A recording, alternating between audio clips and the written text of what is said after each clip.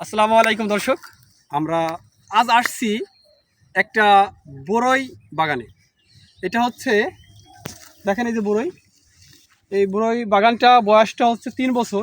এটা পর 3 বছর চাষ করতেছে, অলরেডি 2 বছর শেষ, এই যে 3 বছর রানিং।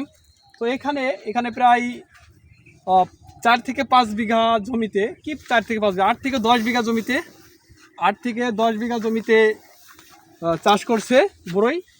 দেখা যাচ্ছে যে এখানে প্রতি বছর হিউজ পরিমাণে বড়ই তারা উৎপাদন করে এবং এটা বিক্রি করে।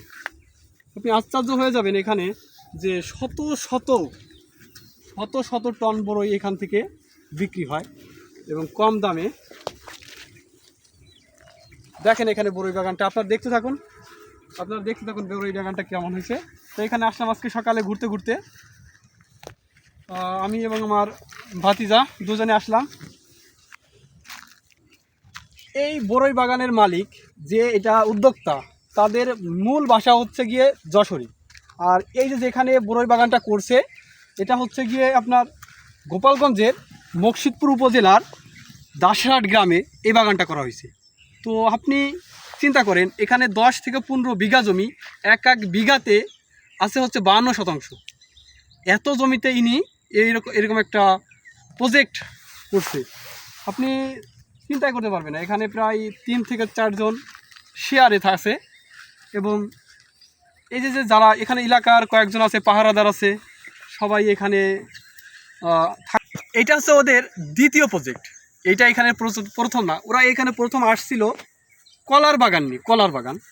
কলার প্রজেক্ট। অর্থাৎ ওরা প্রথমে এই অঞ্চলে, এই মকসিদপুর উপজেলায় প্রথমে আমাদের এই দাসেরহাট, শালিনা বক্স, এখানে আসছিল হচ্ছে গিয়ে কলার প্রজেক্ট নিয়ে। প্রথমে এখানে ওরা কলা চাষ করে প্রায় 2 থেকে 3 বছর।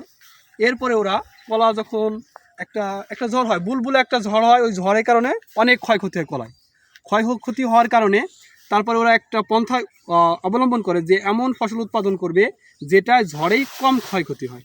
কলা এই ফসলটা কিন্তু ঝড়ে প্রচুর পরিমাণে ক্ষতি হয়, একদম সব শেষ হয়ে যায়। কিন্তু বড়ইটা ঝড় হইলেও ততটা ক্ষতির সম্মুখীন হয় না। ওনারা এইখানের ওই সাইডে, অর্থাৎ আরও পূবে একটা প্রজেক্ট করছে এবং এইখানে আরও একটা প্রজেক্ট করছে। ওনাদের কদমপুরে আরও কতগুলো প্রজেক্ট আছে, ওনাদের অনেক প্রজেক্ট আছে। তো এই হচ্ছে আমাদের আজকের ভিডিও। সবাইকে আসসালামু আলাইকুম।